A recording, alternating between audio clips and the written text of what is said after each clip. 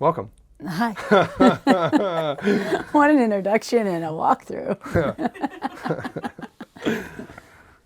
Welcome to Punchline. So we do a lot of different stuff here, Okay. but I asked you here today to find out about your journey Yeah. because I love the idea of entrepreneurship and drive and your mindset, and I just wanted to take a deep dive, if no one already has, Okay. to find out the why. Okay. So what I know of Fit Flavors is that I started seeing a little blip on the map about these prep meals. Yeah. And then I heard that there was a hospital that allowed you to do meals with them. Yeah. Mercy. Yeah. And then the next thing you know, it's like a staple in our community. Oh, that's awesome. Thanks. So how did you get into health and wellness in general? Where did that start? I think it started when I was just young, being an athlete. Loved the whole like fitness thing, active. And then as soon as I went to college, I chose not to play ball in college and just started working out that summer before the gym. What sport? Softball. Okay. Softball. And I think the first set of walking lunges, I was like, I'm going to be a personal trainer. Like, just like that. Like, I knew it. And so I didn't even wait till college. I like got certified over the summer. And by the time I started my freshman year, I was already like training people. And then I was like, I need more certifications. I need to get certified in nutrition, blah, blah, blah, blah. And before I knew it, I was working at another gym. And then I was like, I don't need school. This is dumb. Like, I can train with my certification. So I dropped out of college and actually took a job in Miami, Florida. And that's when I moved away at 19. Where were you originally from before you went to? So I grew up in Ohio, but we moved my senior year in high school to Murfreesboro, Tennessee, which I refer to as Country Bunkinville. And it was just like a culture shock for me. Just the dipping in school, the Carhartt jackets, the camouflage was like not my vibe. Kids were late during harvest season? It was just different. And so I was like, I got to get out of here. So that was part of the reason why I wanted to get out of Tennessee. Okay. I was at Middle Tennessee State for like a year. And then I said, I'm out. So I left on a whim. The guy I was working for in Tennessee owned a gym in Miami that he still had. And he needed someone to go run it. And I was like, I will go. And he let me go down there and train down there. And it's really where I like matured and grew up really quickly. I was training lawyers and bankers. Everybody who worked downtown Miami came to this Intercontinental Hotel gym. Okay. That's where I was. And that's how I really got into like the fitness scene and started really consulting people more so on their nutrition than their fitness. Like, I'd be with them 2 or 3 days a week, but like the gains you make are what you do when you are not in the gym. And then I realized that's where my passion for food and changing physiques really started, was at that young age. And then I was going through it myself, as like trying to figure out what food you eat. Combinations of things. Yeah.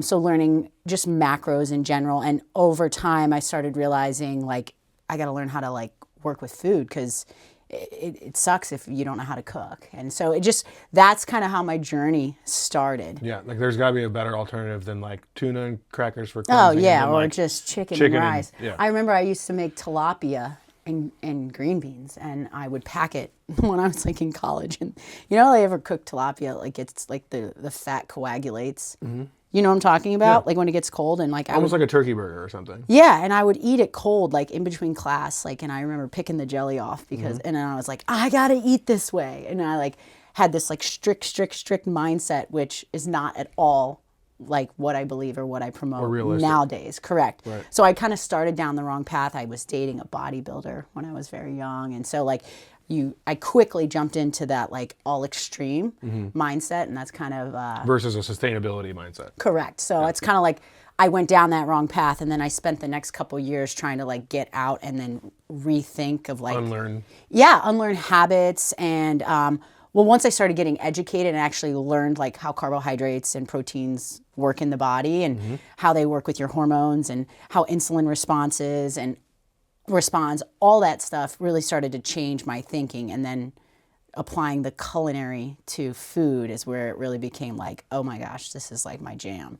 Yeah. That was my passion. And then like before and after workouts, or like when you wake up, or what the body's doing at different times. All the things. And you know, today, when I look at nutrition, I was telling a girl last night at the gym, she came up to me, she's a customer, and we were talking for a while, and she just had a baby, and I said, people just really overthink it. They think you have to be like super perfect, or you have to work out 5 days in a row every week and then take a break and then have a cheat day. And it's like, what? Like, who lives that way? Like, I wanted to remove my obsession with myself and food and all of that and put it towards something that would make an impact, like helping people or building a business or raising kids, and then have my nutrition and my fitness be on autopilot and it just be working for me. And anytime you put in the time, like as years pass, the results just start to compile. So I knew if I was doing the right things over time, and that's where like I created this 80-20 philosophy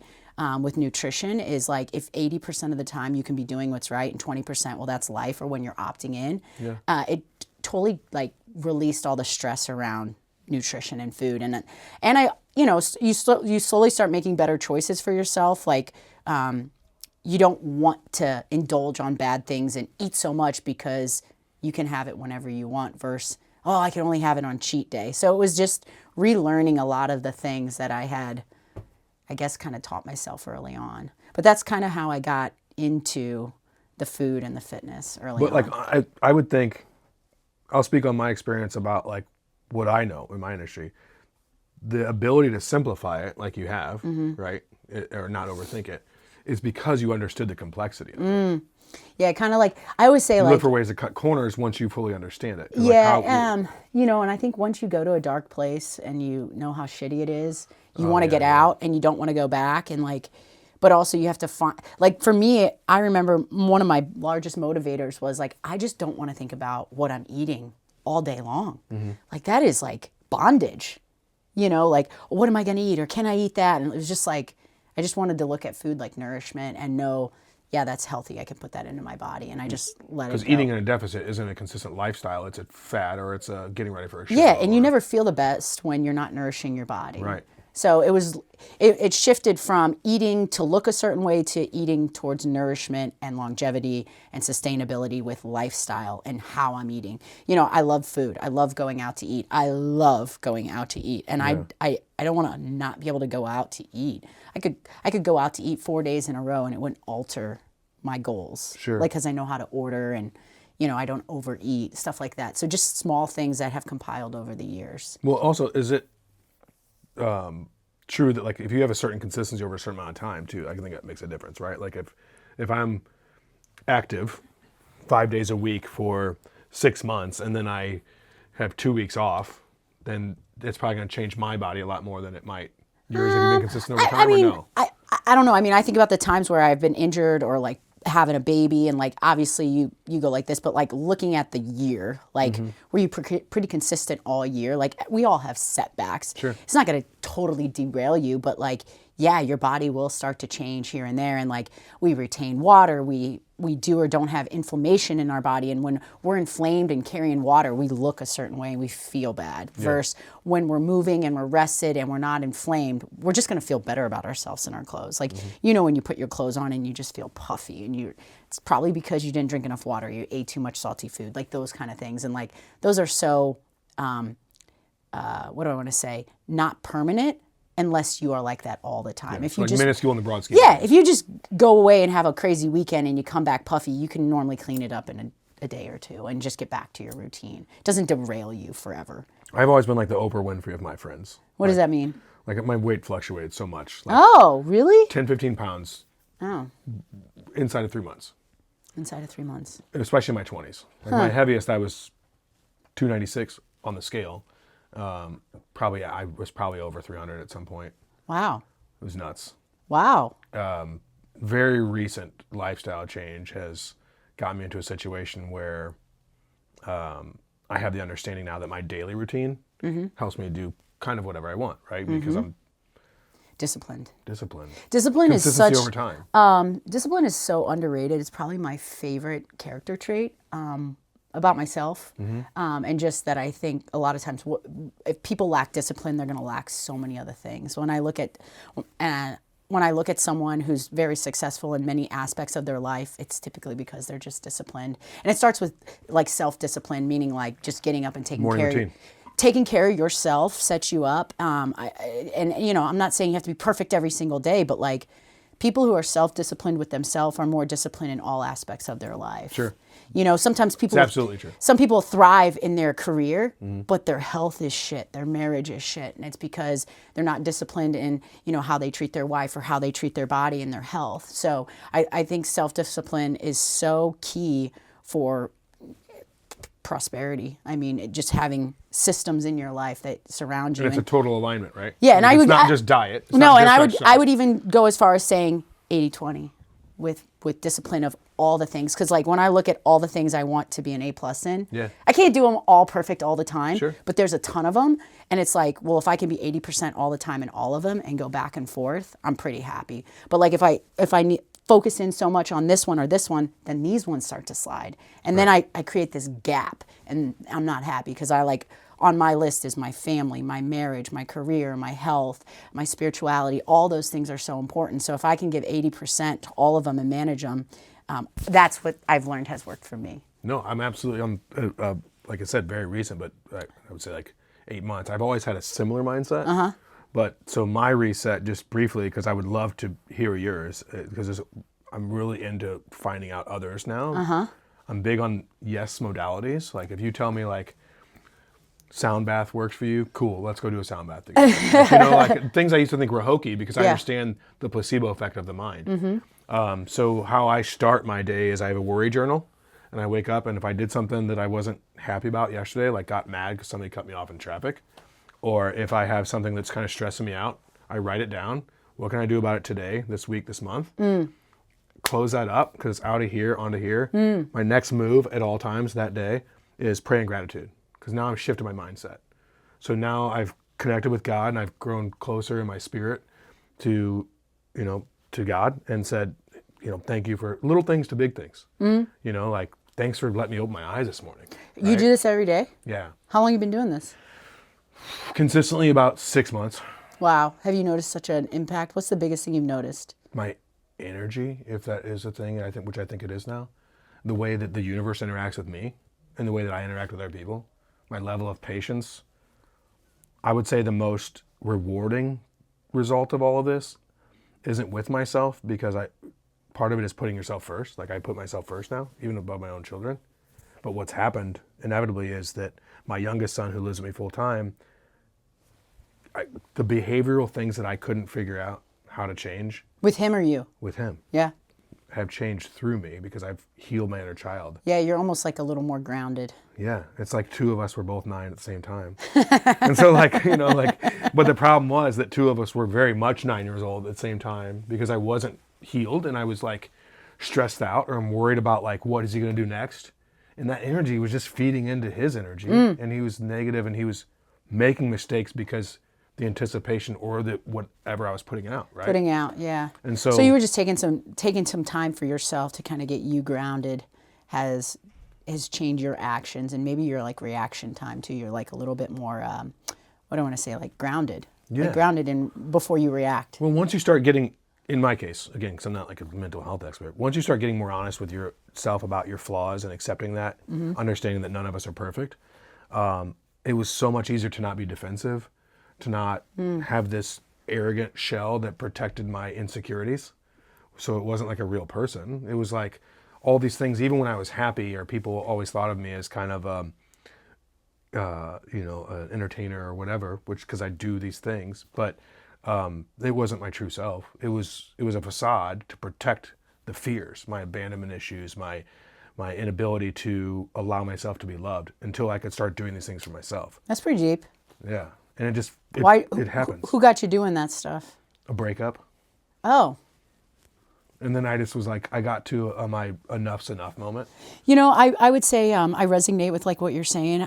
Mine's a little similar. I feel like some of my biggest work on self has happened in my quiet time in the morning. And I've been doing it probably for 15 years.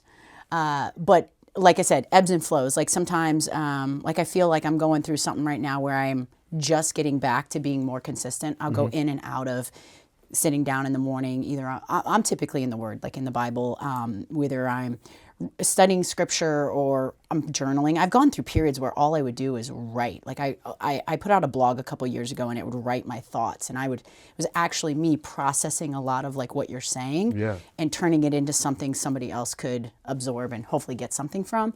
But the work that I've done in my quiet time, whether it's prayer, journaling, reading, has where I've grown the most. Yeah. And so I commend you for that that time that you spend on yourself, that self-discipline to show up for you, shows up in so many other areas of your life. It's like a natural thing, right? It's like a switch. Like I almost forgot who my old self was. But people don't make the time to do it. That's the thing. And then they sit down or they're like, what am I supposed to do? Well, just start with either committing to read something, or if you're a writer, write something. You could listen to something. I'm not much of a listener. I'm more of a reader and a writer. I've just become more of a reader because like when I first started describing my morning routine, I would often tell a little white lie about it and be like, oh, and then I read the Bible. In actuality, I have the Bible in a year on Spotify, and that was what I was doing on the way back from the gym. Hey. And so, but like, I listen too, Yeah, but sure. like, I but feel there is like, something different about reading. It's a comprehension thing. well, because I don't comprehend very quickly. So Yeah. like I could spend, like if you think about the Bible, like you know how there'll be a chapter in all the verses, but in the chapter there might be 3 stories. Right. I might read 1 or 2 of those stories, and now I'm like, well, what was going on back in this time? So then I'll research the context of the culture, maybe like the Roman Empire, and then I start to correlate what was going on. So you're using your ADD to your advantage. Yeah, maybe. Or like, then I'll go back from the Old Testament to the New Testament and read like how they correspond to give me a full understanding of all of it. And I've really enjoyed that type of learning. Yeah. And so like when I sit down, I don't say, oh, I'm going to read this much. I just sit down and say, God lead me today and wherever I get, and try to take the day for whatever it is. Sometimes I just write and cry. Sure. It's crazy, but it's a release in a sense, and I almost feel relieved like I got it out. Like you said, you like leave it there, your worries. Well, my worry journal stays by my bed, but I have like in my bag, I have my other journal. And so that is for like daily goals, self-affirmation. Yeah. Just whatever, thoughts. And my son has started doing it too, my 9-year-old. That's cool. And so like he writes Writing his is daily very goals. powerful. I wrote a lot of goals out last year for a new personal goal I had, and I got really strategic with like the actual Planning goal. part. Yeah, and I really executed really well. Yeah. It was cool to see like how the writing really made an impact. I had a performance journal where I would journal after my performances and like talk about the things I did well, and it was just to like reiterate what I wanted to envision when I was playing golf, and more or less you didn't focus on the bad but focused on the good and how you could continue to learn and grow. On what you can control, not what you can't. Yeah. of Like that. I can't control my score, but I can control my routine, my attitude, my body language. And so I focused a lot last year on like my routine, like just my tempo. My tempo and my routine were like my huge things that really Tempo in what aspect? because I'm quick. I'm quick with everything. I'm very fast. Like everything I do is quick. And with golf, you just slow down. So like, I want to go up and I just want to hit the big club. Like, and I would have to reel it back and say, okay. So is that sport a pretty big therapeutic outlet to help you slow down? I don't know if it's therapeutic. It's definitely been something to grow my mental, because I've had to learn like new skills within golf, how to control myself, like control my tempo and my speed. And I've learned more strategy and just to think differently. And so it's got me outside of my Jillian rush to I'm a more calm, grounded person when I'm in this game. I don't know if you can tell, but I have that same issue. Yeah, I could. Yeah, I could tell. But it's I like the challenge, because I don't want to say I suck at it, but I kind of suck at it. Sure. And so it's fun to suck at something and know that you're going to get better if you put in the work. And I like seeing that. Yeah. So it was fun to like set goals, training goals, mental goals, competition goals, whatever they were, and then just like go through the process of doing it all. Do you think having an unobtainable goal is a good thing? Alongside the other obtainable ones? I mean, I guess you could call this. that big, hairy, audacious goal kind of thing. Yeah. So like when we did this, there was a new kind of mindset that I've adapted, and I've not really talked about it much, but it's the concept of, so I pray to God, and I'm a believer in God and Jesus, and that's who I pray to. That's who I would say that I owe most of what my life is to. But I also have this belief system in the way the universe interacts. And so I don't look at it as blasphemous because I'm not praying to the universe, I'm not worshiping the universe, but I just understand that there is energy between people and things. And so one of my biggest faults that was, and I don't say it in a self-deprecating way, but something that was holding me back, I should say, was looking for the end of something, needing to meet a goal at all times, or having like the need for a magic bullet. Like you're talking about daily routine. I have a daily routine now because I don't necessarily I have some goals that, I shouldn't say unattainable, that I'll never reach. So I look at my life now as, and this may change in 3 years, may change next month, but I have to do the work every day. So that's me and my canoe. And within my canoe, my everyday work is I can go over to the left bank, I can go to the right bank, I can stay in the center. And sometimes I need to set up camp on the shore and rest, recharge my battery. But what I no longer try and do is go against the current of the universe. And what I no longer am worried about is where the river ends. Because the end of the river for me is a waterfall that takes me to heaven. And so I don't care what's around the river bend. I used to try and control everything in my life. And in doing so, I lost control of everything in my life. And I never had enough time in my day. Little things pissed me off. I didn't have patience for anybody, including myself. And again, that's where some of my like outward shell came from. You know, I would say or do things that, I think a lot of people are stuck there. yeah. Well, yeah, the farther I get on my journey, the more I can identify it. And people that are on this journey have started gravitating towards me. Interesting. You know, it's kind of nuts because I think of it like a regular relationship. I don't know that you've ever been in one, and I won't presume to know if anybody listening or watching has, but I've been in relationships where I've trauma bonded. And so we're attracted because of this like-minded trauma. So in the same sense, my circle now, just in this short amount of time, and what the universe has brought to me and what God has blessed me with in this short amount of time, is like-minded individuals. So I think that attraction, whether it's romantic or not, is similar in that sense. I used to be surrounded by a bunch of us sitting around trying to, when I was in my 20s, like, how are we going to make money? What are we going to do? Everybody's talking about the same thing. What I've noticed is since I've let this other stuff happen and had these routines, the people that are in my circle now are on my journey together. We're moving parallel. There's a detachment because I understand I'm in charge of my own happiness and you understand you're in charge of your own happiness. But now we can build a stronger bond and move parallel together because there's no emotional dependency. I'm not pushing off. I don't need your affirmation. I don't need your anything. I just want to see you be successful and you want to see me be successful. And it's a different operation. And I think that those vibes attract, you know, like it's a subconscious. I think what you're talking about is pretty deep. And I think if people are open to actually hear what you're saying, they resonate. And people who maybe might be more closed mind or are not ready for that, to be that open and that vulnerable, they can't communicate with you because they're not ready to speak like that. Yeah. Or maybe open to say, I need to do this work, or I need to write a worry journal, or I need to express gratitude. I feel like so many people don't get to the point where they're even willing to do that work for themselves, so they can't resonate with you. And that's the difference that you're feeling is, I know what you're talking about. Like, I have those people where, like, the second I meet them, like, just can go deep. I can just, it's right there. Like, we've been friends for a long time because you could say anything. There's no judgment, and they get it, and you can be your true, authentic self. Is that resonating versus someone who, like, you're saying, maybe they're not getting what I'm saying. They're not in the same wavelength. They're not even ready to work on themselves in that kind of way. And my holdback was a fear. I was afraid to. It typically is fear or ego. To be myself. It's one or the other. Either I'm too proud, I don't need to work on myself, or I'm God's gift to the world kind of thing. Mine were hand in hand. But my ego was to protect my fear. Yeah, sure. Whatever. The ego is just, in my mind, my ego was a great big monster that protected my hurt inner child that didn't know how to deal with the world. And so it was all words. So much of what I did was words. So like a good friend and mentor of mine, Sean Blakemore, likes to say is, hope has no action. And so every day I used to pray for motivation and patience without the understanding of work. Yeah.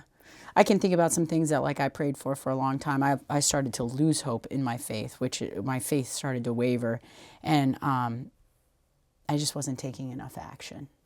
You know, You're waiting for him to do it all? Yeah, like, and faith is one thing, hope is another thing, but like when you're just hoping and praying and you're not doing anything, or you're not changing your life, or you're not looking how your life is not aligning to what God's wishes are for us, you're almost like not allowing yourself to be blessed in a sense. So until you opt in to do the work and do the work on yourself and make the changes and be a better person, ask for forgiveness, be open for conviction, be willing to forgive maybe some inner demons that you have of resentment and stuff and people you haven't forgave, until you can let all that out and you do that work to do the forgiveness, can you find that true joy of being vulnerable and being super confident while you do it, you know, and not really having that ego or fear control you anymore. True confidence is so much different than arrogance. Oh yeah, it's just you really just feel. I feel like I get my confidence from God, like knowing who I am in Christ, and knowing that, you know, He's the only one I'm living up to, and, you know, trying to fulfill whatever the works He wants me to do while I'm here, kind of thing. And if I can stay on that, that leads me. Yeah, everything else kind of falls in place. Yeah. Yeah. But work, self-discipline is huge. I think it's rendered me a lot of results just showing up. And like I said, I'm not perfect. I'm not perfect at all, but just over time, you know, I've been an adult 20 years now, 20 to 40. Like, I've had 20 years to build on all my disciplines. You know, some are newer disciplines, but like over time, you start to feel the That's funny, because at momentum. 41, I often think of myself as like a new adult.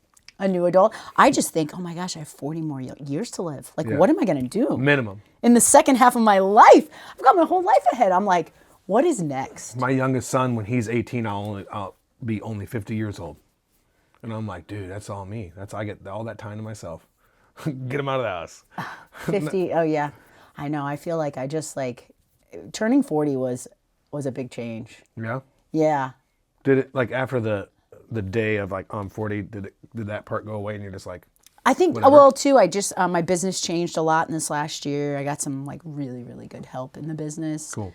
The business took a turn, and it was life-changing. Yeah. I've had my business now, well, 2009. How many years is that? 16? 16 years. Right? Because you subtract 1, add 20, subtract 1, so 2005 would be 2000. Yeah, it's 2005. So or 2025. Shit. Sorry. It's 2025. Yeah. 16. Yeah. So it's just it's been a track going with the business.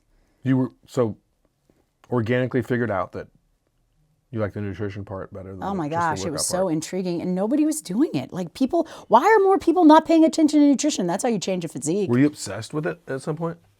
In a good way?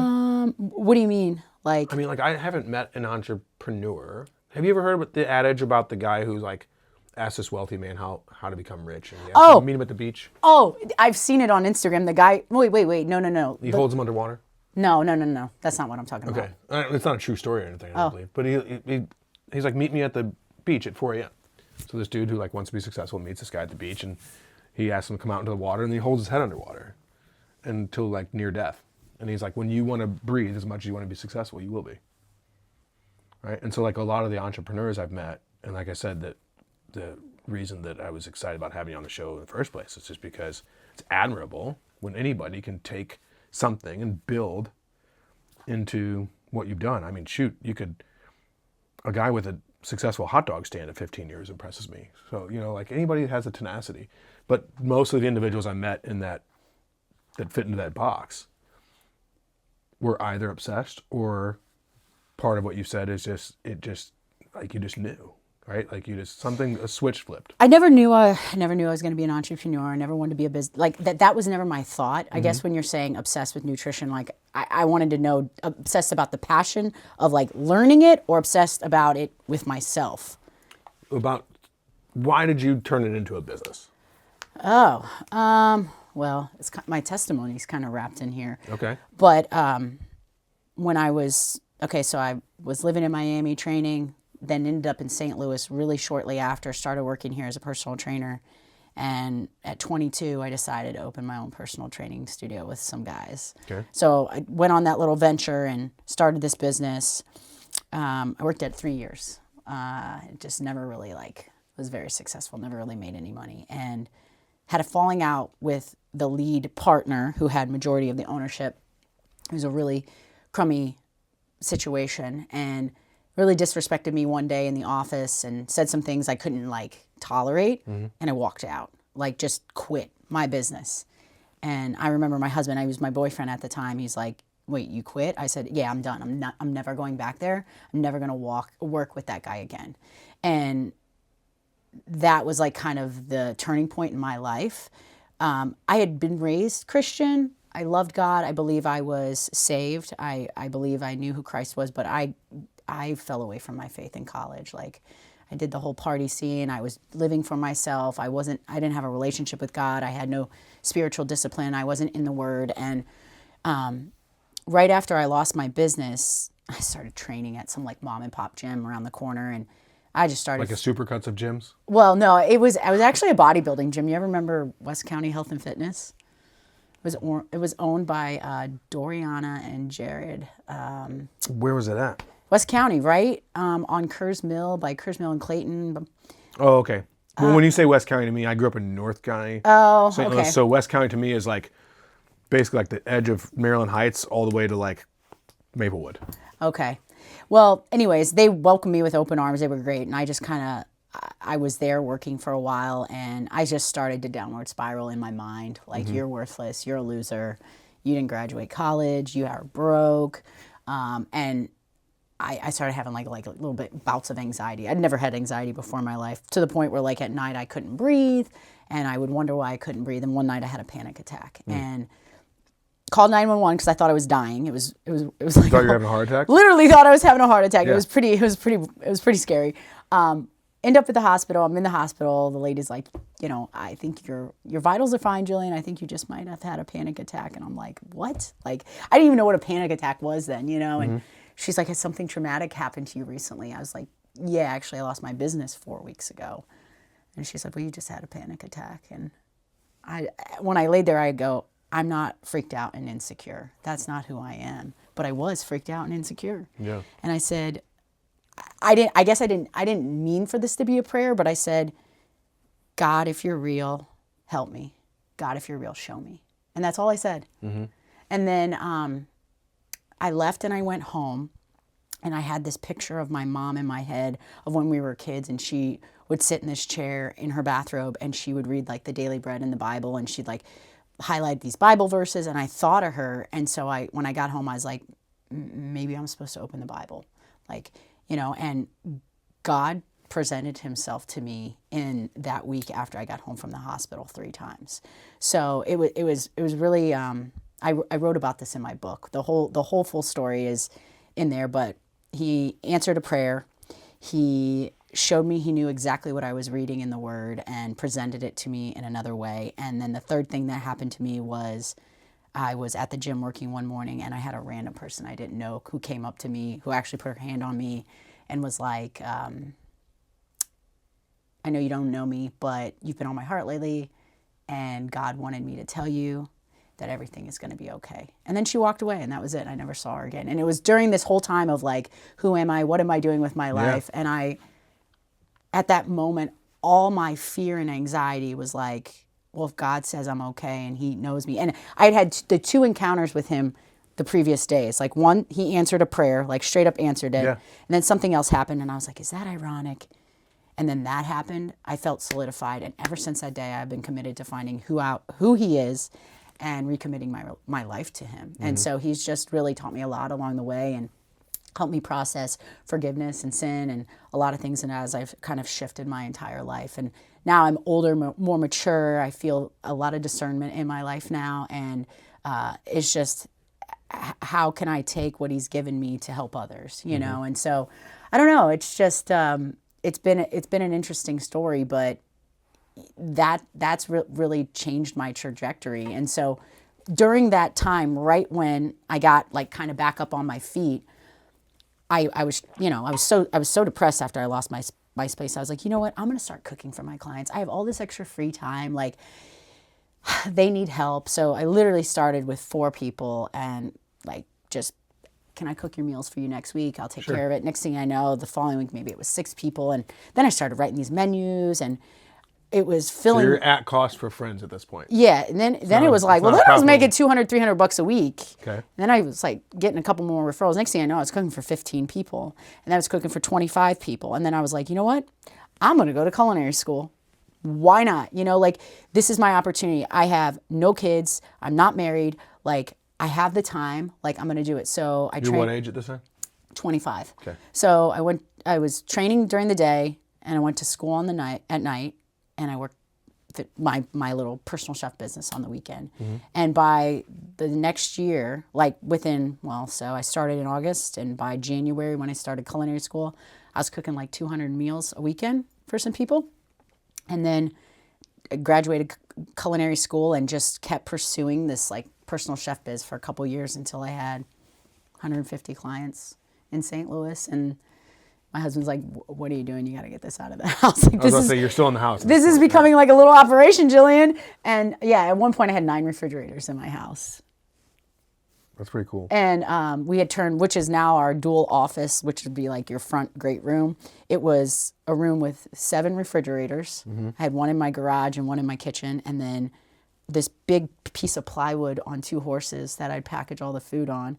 And then I'd put them in all the refrigerators. And then up on one wall, I had all this like commercial like storage that I'd put all the containers and dry storage and rice and oatmeal and all the stuff in my room. And then like just every week I was all the logistics of all the groceries and the clients and their deliveries and all that. And it was just like every week it was a race. Could I do more? Could I do more? Could I do more? Were you always like logistically sound? Because that sounds like a lot of moving parts. Here's the like thing. organization. I didn't graduate college. I didn't own a computer. I wasn't good at math.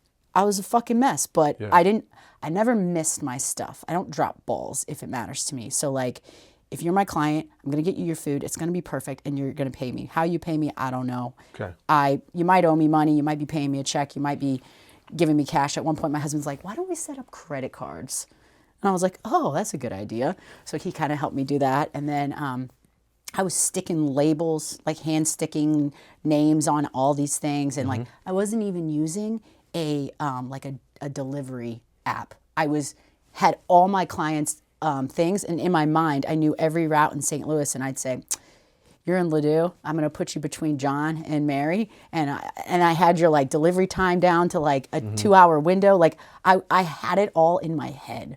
And so when we opened the first brick and mortar, we stopped doing delivery and just opened a brick and mortar. But was Creve Coeur the first one? No, Chesterfield was. Chesterfield, okay. Chesterfield, and that's where our commissary is, like our kitchen, headquarters, yeah, all of it. Okay. And so this wasn't an obsession. This sounds like, from the way things transpired, this is just your purpose. It really was. And so how else would you organize all that crap in your mind? I don't know, but I always say the purpose that God has given me is to serve others through this platform. Like Fit Flavors is just a platform. Sure. Like, and as it has grown bigger, and I have an opportunity to speak to you and whoever's listening, is like, I get to share my testimony. I get to talk about him. I get to help others with business. Yeah, you're a conduit. Whatever, exactly. You're not taking credit. So I look at Fit Flavors as a platform. I used to look at it as like my business, and now I'm like, I believe I'm so much more than Fit Flavors. And that's why I'm like, what am I going to do in the next 40 years? Like lately I've been having this like, what is this for me? Because this is not all I'm doing. Yeah. This was just something I made that is going to teach me something that's going to help me do the next thing. And I don't know what that is yet. But and right now I'm going through this season where like I'm trying to be present as a mom. I have a 9-year-old and an 11-year-old, and I'm really involved in one of their sports teams, and like I'm involved in their school. And so it's like, I understand that. I didn't get that opportunity when they were really young. Yeah. Like I was working all the time. In the last year to 2 years, I've gotten to step back into being like mom a little bit more. And it is really fulfilling.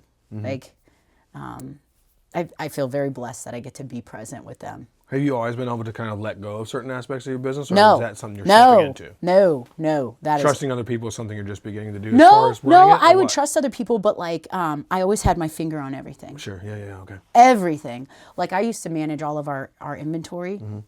I mean, what we're cooking for every store every day, and what is spoiling and what's selling. Like I manage all that manually in like a spreadsheet Like on charts? that I shift made over the years. And then finally we brought on an engineer and he rewrote the whole thing, and I gave it to him last summer. And so it's been the one thing I've let go of. I used to do it every day of my life for 10 years, every day. So it's like a CRM now or something? Well, no, not customer management. No, we built our own inventory management software. Okay. You're gonna laugh. It's in Google Sheets. So basically, we take our point of sale, we render our sales reports, we dump them in here, run some type of, I guess maybe algorithm or whatever to project what we need at each store, because they're different, different days of the week, different times of the seasonality of the year, and it projects. And every store has a par for every meal, and the sheet now can just like auto, and then all that information is sent into another spreadsheet that has all the recipes for every station in the kitchen, and then like the grill guy knows how much chicken, how much steak, and how much marinade and salt for every little thing every day. So it's all built in the software, and so it's just like it's a little more. So it can change algorithms as the seasons change. Well, we have to create it and put it in, but yeah, it's all then it's just automated. He looks at it. He might look at it 5 minutes a day now. He just makes sure everything's right.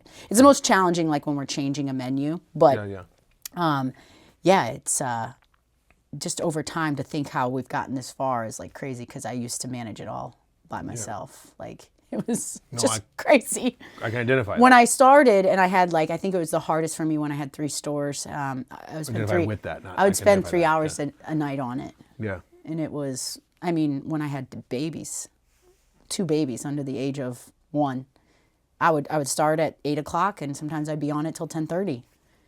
I couldn't go to bed till it was done. Yeah. You know, and I manually ran the reports. I didn't have anybody helping me. I didn't have any like systems people at Fit Flavors. I couldn't afford those type of people. So I just had to do all the extra work. I was still driving trucks, working stores, packaging food, managing people, all those things. I wonder how much more peace it's brought you now to had been forced to create that resilience within that, right? With having the kids, with having the need to fulfill these I got sick. orders. I got You're just burning it at both ends. I think I just got like mental or physically sick. I had some health conditions back in 21. I had to go to a doctor over.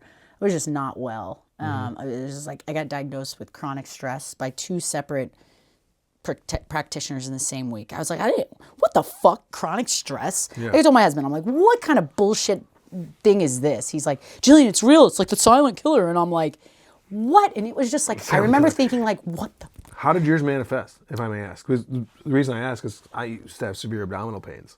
Abdominal. I had a leaky gut, bloating and cramping so bad. I went in so many times, and like every time they like just took, I have no vestigial organs left. Because at first they were all like, oh, it's your gallbladder, it's your appendix, you have an umbilical hernia, let's do a biopsy. Like I'm like Frankenstein under my shit. I went the holistic route, so. Well, finally, this dude who was at the head of Mercy, like whatever their captain of the football team is for doctors, came in and he was like, "What's your stress like?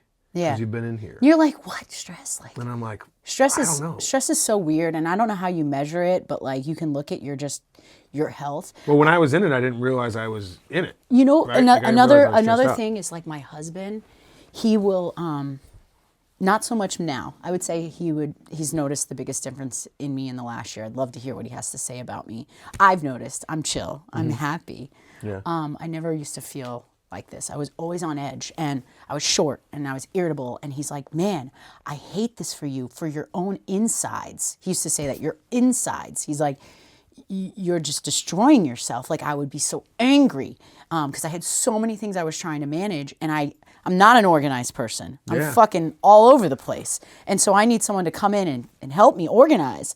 Like I can see and I can do it, and I can do a lot, but I can't organize it, and I can't put it on a piece of paper in some organized like process. Yeah. Like I can tell you all the things, but I need someone to write the process. Man, I just had this conversation yesterday with my buddy, because we were talking about Cam and I were. He's like, I'm gonna steal this from you. He's a good friend of mine, and he was like, this dude and I were sitting down, and I was telling him how, as I'm growing this business, like I don't know how it's falling into place. It's just my purpose. Yeah. But I'm starting to realize like I need to have people. I've been putting people in place over the last 2 months, and so delegation is so key. Yeah, but Delegation I didn't. But is so I was key. like you. Like I don't necessarily need to do everything, but I need to like check off on everything. And I keep a paper calendar. I write down everything. Yeah. I hate electronic calendars. I get so lost in them. And so like a lot of people make fun of me, but I have a physical paper calendar. Like if I'm gonna have lunch with a friend, it goes in my calendar. And so I told them that the realization that I've come to and the acceptance that I've had to come to is that I'm not that good of a soldier, but I'm a really good bullet. And if you point me at something, I'll destroy the target. But like sometimes I need that. And the way my mentor put it, Pat Queenson, is that he's like, Corey, you're a hell of a racehorse, and you would finish first every time as long as you have your blinders on and you have a good jockey on your back. He's like, but if you don't have that, you're all over the track. Yeah. You'll never get to the finish line. I don't know if I'm like that. Yeah. I'm not. I wouldn't say I'm like that. You're a little more daredevil, it sounds like, than I am. I wouldn't say I'm like that, but I'm probably stupider than you. I'm probably and I say that in the like, I'm just Different ways, right? Like Or I just whatever. I don't know. You don't know what you don't know. know, Sometimes yeah. and you go and someone's like, there's a better way. I remember one time when I used to manage the inventory on paper, my sister's like, have you ever heard of the Google Drive? And I was like, what is that? I didn't go to fucking college. And I remember my sister literally was the one who said, put this shit in the Google Drive, and the person who takes the inventory at the store uploads it in the spreadsheet, and you could see it on your computer at home. I used to have them write it in a book and drive it to my house. I'm dead serious. I believe you. That's how dumb I was. Like, Yeah. so like just the like, but I got it done, you know? And like, And you're not saying that to self-deprecate. You're just saying like in the sense of ignorance. yeah, Not- and sometimes not being like a dumb person, I'm but you were extremely ignorant to certain things. resourceful. I always find a way, but it's not necessarily the best way. And as I've gotten older, I've learned. So now I just ask way smarter people, and I put a Sure. lot of smart people around me. Yeah. And I've gotten really good at, and I'm okay with like letting things go. I love when people are going to take something on, because then it's like you can give all your time. I give that like 18% of my brain energy, and now you can give it 90%. You Right. know, so it's like. I believe I'm okay with delegation, and I don't ever expect perfection. I just expect people to try and don't make the same mistake twice. Yeah, but I love what you said about like, because this morning I had a meeting and they were like, well, can we just make a QR code and like that'll collect the person's like email Yeah, and this? yeah. And I said, yeah, absolutely. It's really easy. It can be done like quick as shit. And he's like, well, where does it go? And I'm like, that's a Tia question. I was like, I don't know. I know it can be done. I was like, but I'll have Tia come talk to you about how it's done, because Yeah. I have no clue. Yeah. I don't and know I where mean, the like fuck it goes. Yeah, that's fine. Yeah, you don't need to know about those Yeah. things. I know that we can do it. So yes is the short Yeah, answer. and I sometimes kick myself for growing the business for as long as I did without getting that type of help. Mm-hmm. And I just had to work. I worked harder, not smarter, for probably many years. In the But it fact, might have given you some insight that you wouldn't have had you not, right? Totally. I just the business was not profitable for many years. I mean, Yeah. the margins are very small in what we're doing until we could. And you know, like also too, like with every store, it complicated the internal operations of how you needed to manage the people in the hierarchy. Was there like an ebb and flow because you're putting money out and then you have to catch back up with it, or Well, when you build a new store, like or- if you'd open a new store, you might need to hire another manager or another production person, because now there's more logistics to go to 4 stores than there was to 3, and so like it would eat the margin every time. So like we were very profitable at 5, we were not profitable at 3. I just had to like we were profitable at 1, profitable at 2, not profitable at 3, and that's what set me back. And I was at 3 for so long, Okay. and like I remember like I used to be in business form, and people would say, are you hiring to grow or growing then hiring? And I was like, I'm growing then hiring. I was never hiring to grow. Yeah. And that sucked. I just there was years I didn't pay myself, so I was like barely paying, people, and I wanted to pay people more. And now I'm at a point where I hire to grow. It's super identifiable. Yeah, and Why do I keep saying identifiable? I can identify with that. That's what I mean, right? identifiable. Is that the wrong word? Probably. I didn't go to college either. Just a little bit. I went down to the University of Tampa. My son goes, I jacked around a little while. And my then came son back goes, home. Mom, did you go to college? I said, well, no. He goes, yeah, I won't go either. I go, no, you got to go to college, right? And I'm like, well, I guess you don't have to. You better figure it out. Try it out. You're either going to work for yourself, or if you want to get a good job working somewhere, you got to have a college education. He's like, I'm just going to play soccer and make a lot of money. I go, okay, you better practice more. My oldest son is at college playing football. Yeah, is he loving it? He is, but he's learning a lot, right? Like the conversations we have are brilliant. Like about life or about football? Both. Oh. Life more than football. Yeah, I feel like 'Cause he college was- is when you're becoming a young adult and really truly getting your independence. Is he here in Missouri or is he away? He's away. So he was a big dog here. Like he was at CBC, so he's 2 state championships, and he was killing the games. Team USA, just 7-on-7, boom. He was winning championships and accolades. And So the ego. well, no, that's the thing is he's the James Brown of our family. He's the hardest working man. This young man will sit down, and his demeanor is opposite of mine, but our like personalities are spot on. Huh. Like when he was home, we were like went to lunch, and the waitress was like, "Can I get you something to drink?" And simultaneously, same mannerism, same everything. Was both like, "I'll just have a water," and they were both like, Spider-Man pointed at each other, like, "Huh," like laughed the same. And she's like, "What just happened?" I was like, "I don't have strong genes, I guess." But no, he'll sit down and he'll something that really stands out in my mind about him that was just like one of the proudest moments I've had of so many. My youngest son is my artistic guy, and he plays sports and he's good and stuff, and I love organized sports for him. But he's really into music and singing and stuff, and so we had got any given day on Facebook Marketplace you can find a free piano if you'll go pick it up. Oh, wow. Like 30 of them. The real racket is if you can find a place to resell those mugs. Because I thought about it, I was like, dude, if I can rent a U-Haul and just get like 30 a day, if I could just find somebody to buy the damn things, right? Wow. So for Flipping $1, pianos. yeah, piano flipper, and he'd be strong too. So I went and got this piano for my youngest son, and my oldest son sat down and was listening to something on his phone, and then like sat there for like 45 minutes until he got like the tune down. He's never played stuff. When he was real little, Wow. he wanted to play guitar, and so I was like, okay. So we went and bought him this really nice electric black matte guitar, cool looking guitar, and he was like, I want that strap and that amp. I said, you complete 2 weeks of music lessons. Every 2 weeks you get a new accessory. Okay. So he had this really cool guitar for a while that he didn't know how to play because he went for like a week. He's like, it's not for me. I'm just doing football. Oh, geez. Oh, that's cool.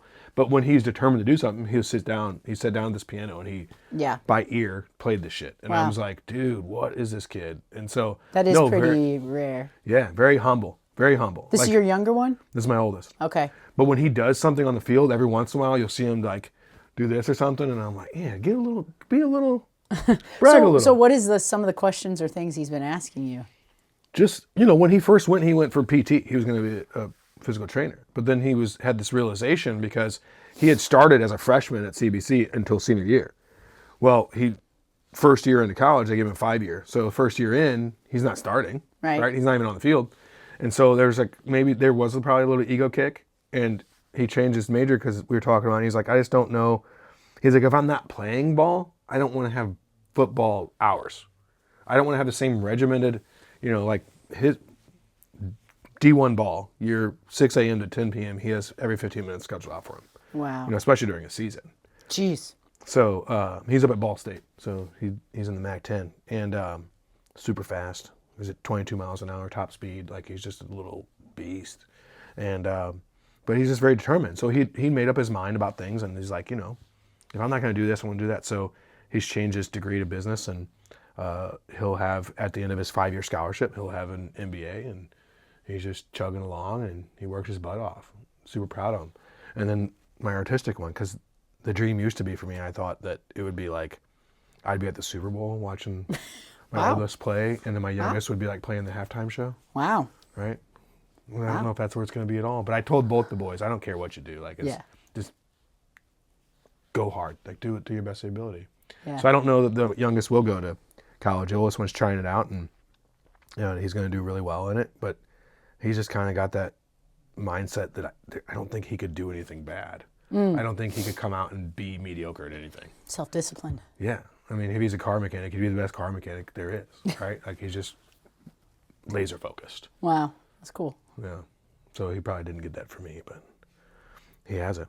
So you have now what's grown into where you feel good about it, this business, right? Where's it going? What's the future look like? God, I hate when people ask me this. No, I'm joking. What's your 5-year plan? I don't care about 5 years. Yeah, what are you doing in 25?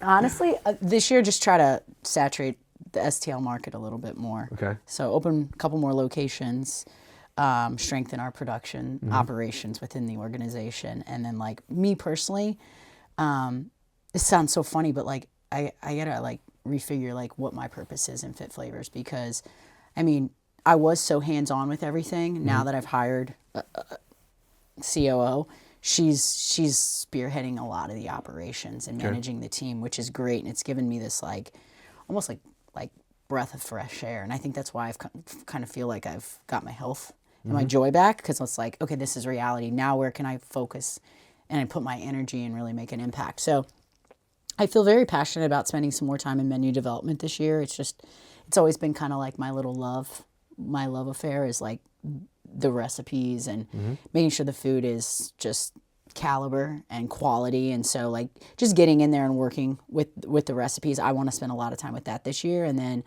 continue to just dive into the strategy behind what we're going to do. Sourcing too? Does that include sourcing? Oh Like where yeah, you're getting all from? of it. From where I source it to how I cook it to how we scale it to the macros. Meaning like I was at home yesterday playing with like sauces, and I'd put them into my spreadsheet.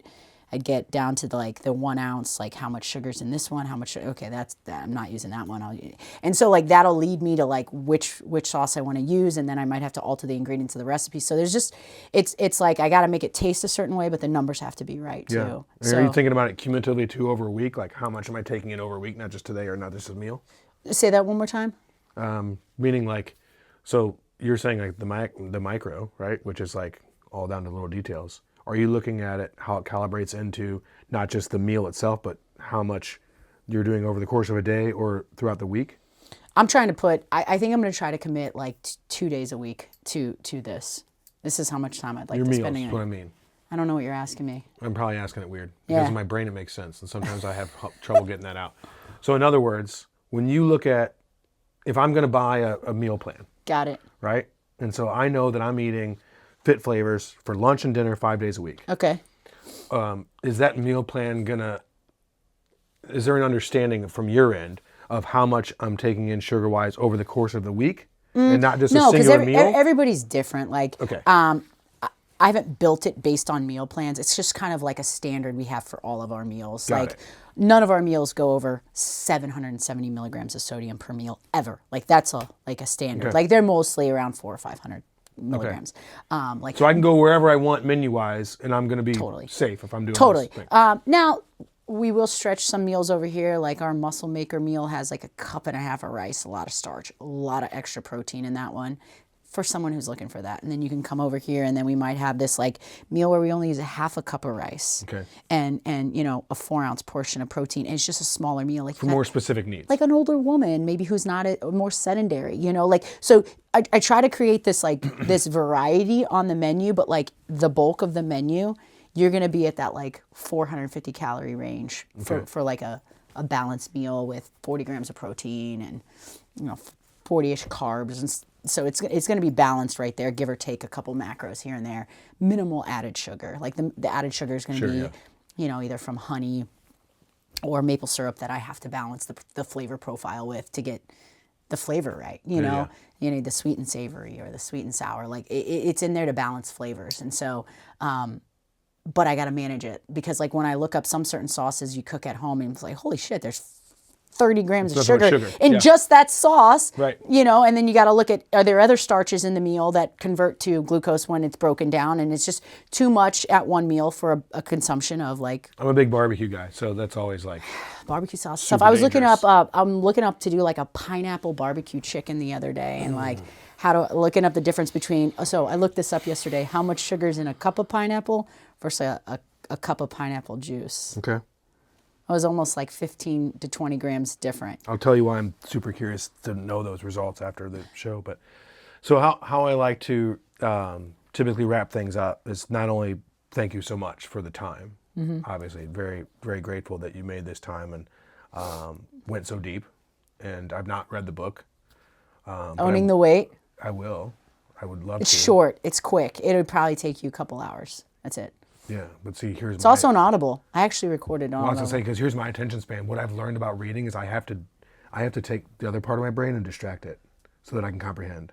What do you mean the other part? Like, what do you do? Like, so I'll turn on music or something in the background that I'm not interesting. watching, so that I can, the part of my brain that keeps me, like when I'm reading and says, hey, but what about this? What about this? What about this? So while I'm reading and comprehending, I have to take this part and go, hey, you go listen to the music while I read. Interesting. That works. Works. Wow. Like a classical in the background, something quiet. Like AC/DC or something? No, it's like in the Metallica? middle. Like more like a. I love Bill Withers. Like Bill Withers puts me in the right mood to I don't comprehend. even know who that is. Ain't No Sunshine when she's Yeah. gone. Okay. That's Gotcha. Billy. Gotcha. I saw All Green for my 40th birthday. Like I love that kind of music. Okay. It's like so. But what I always like to ask is, what is something profound, or perhaps it's a mantra that you have that you think has carried you through times in your life that maybe you're more on the ebb than the flow, or more on the valley than the peak? I just always think of God. Yeah. Yeah. Just scripture. Anything that scripture has to say about being in the valley. You don't have a certain one? Oh, yeah, sure. I think of this scripture from Romans where it talks about, we celebrate our sufferings because, when we suffer, it develops character, and character develops hope. And so, like, just sometimes the suffering is a part of the process. So just embrace it and be patient. Wait for the Lord. I just think about a lot of times, that's probably when I've gotten the closest to God, is in those times of just sorrow or valleys. It's when I always think about Jesus, like when he would go off and pray. Talks about that a lot in the Bible. Is like, I think about that and I'm like, it's okay for me to spend an hour in my quiet time in the morning, and maybe I'm just like meditating on the word and meditating on that, and I'm renewing my mind to the word versus what's happening in the world. And it can slow me down. And sometimes, like, you know how you said you feel calmer after you do it in the day? It's like God provides more time for me. I'm less rushed when I put what's first in the morning and spend time on it. Grounds me. So I just think, like, my mantra has always just been like, slow down. Slow down has been huge for me. Just slow down and prioritize what's important, and it's staying connected to God. Like, that is just, I don't know if that's like a line or anything, or a quote, but it's just that in itself has kind of been my strength and my stamina. Yeah. Like, God is my strength and my stamina. And so when I'm in my practice of just staying close to him is what gets me through those times. 100%. 100%. And it sucks every time you go through it, because you're like, you don't know when you're coming out the other side, and it feels like uneasy. But if I can start journaling, getting, like you said, your worries, or just getting anything out on paper, and just like, maybe reading his promises, it just lifts me a little bit, and to carry me through that day. And worry about today. Don't worry about tomorrow. Tomorrow will worry about itself. Just worry about today. That's what he says. He's taking care of it. Yeah, and it's just, and focus on what you can do, not, what, like, the negative is like putting my energy towards positive versus putting my energy towards the negative. So, like, it's just get my mind right, get me grounded. Like, that's what's gotten me through a lot of the dark valleys. I've had probably a couple of them. One of them lasts 3.5 years. I don't know if you've ever had one of those times where it's just like felt like years. Yeah, years. I absolutely have. And I wouldn't take it back. Like, I hated it when I was in it. I hated my life. I wanted to sell my business, quit my business, hated my life. Yeah. To the point where I would cry, like, all the time, and felt trapped, didn't know how I was going to get out, didn't know, like, what I was doing, started to lose some hope. And now that I'm on the other side, I feel like it has strengthened me, that when I go through these times, I'm like, I'm armed up. Like, I've gotten through that. I can get through anything else. For sure. So. I love it. Thank you so very much. Yeah. We covered a lot of topics. We did. Yeah. We kind of went over our pace, which I love. I hope you enjoyed it too. Where can people find your products besides brick and mortars? Where do they go to? Our website's awesome. You can www.fit- which is that hyphen, flavors.com. I have a podcast, Owning the Weight. I'll talk about nutrition. I'll talk about business, wellness. I have a lot of guests on the podcast to kind of hit on those topics. I like to go deep and talk about my faith. I like to talk about, startups and business, and how I manage people, and like how we manage strategy within the business, and then just wellness, overall wellness. I've had a lot of people on the podcast, kind of like Dr. Molly I've had on. holistic practitioners, nurses, hormone doctors, stuff like that, just to kind of talk about like the wellness of your body. So a lot of it's just like what I've learned over the years that's really helped me. And it's just staying exposed and constantly learning of how I can take care of myself, not only on the outside, but on the inside. Absolutely. And so if people are ever looking for that information, specifically females, it's a great resource. I go back and sometimes I'll re-listen to the podcast that I've had doctors and nurses on. There's just a lot of great content on there. Cool. Yeah. All right. Well, thanks for having me on. Thank you. All right. We'll see you later.